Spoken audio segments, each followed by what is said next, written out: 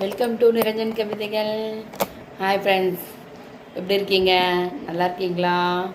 யாருக்கெல்லாம் தூக்கம் வரலையோ திரும்ப நான் ஒரு கதையோடு உங்களை தேடி வந்திருக்கேன். இன்றைக்கி என்ன கதைன்னா, ஒரு நாட்டில் ஒரு ராஜா இருந்தார். அவர்கிட்ட 4 அமைச்சர்கள் இருந்தாங்க. அந்த 4 அமைச்சரையும் கூப்பிட்டு என்ன சொன்னார்னா, ராஜா, நான் உங்களுக்கு எல்லாம் ஒரு போட்டி வைக்க போகிறேன்.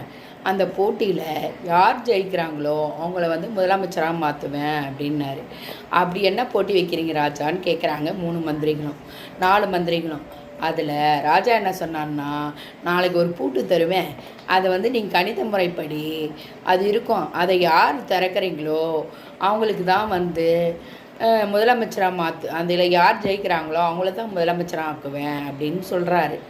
இவர் என்ன பண்ணுறாங்க, 3 மந்திரிகளும் நைட்லாம் தூங்காமல் அன்றைக்கெல்லாம் இருக்கிற கணித சுவடிகள் எல்லாத்தையும் புரட்டி என்ன மாதிரி அந்த பூட்டில் இது பண்ணும், கணித முறை வரும் அப்படின்ட்டு படிச்சுக்கிட்டே இருக்காங்க.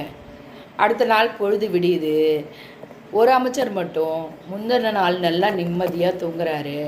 அடுத்த நாள் பொழுது விடியுது, அரசவைக்கு வராங்க. அப்போ என்ன நடக்குதுன்னா, அரசர் ஒரு பூட்டு எடுத்துன்னு வைக்கிறாங்க. ஒவ்வொருத்தரையாக கணித முறைப்படி இந்த பூட்டு இருக்குது தரங்க அப்படின்றாங்க. இவங்க மற்ற 3 அமைச்சர்களும் ஓலைச்சுவடியை திருப்பி பார்க்குறப்ப அவங்களால எதுவுமே பண்ண முடியல, பூட்டு திறக்க முடியல. இன்னொரு அமைச்சர் மட்டும் நல்லா தூங்கினான்னு சொன்ன பார்த்தீங்களா, அந்த அமைச்சர் மட்டும் அந்த பூட்டை திருப்பி பார்க்குறாரு. அவரை பூட்டை திருப்பி பார்க்குறா. அந்த பூட்டவே இல்லைன்றது அவருக்கு நல்லாவே தெரியுது. கணித முறையும் இல்லை, எந்த கீயும் இல்லை. அதனால் ஈஸியாக அவர் பூட்டாத பூட்டை திறந்துட்டார்.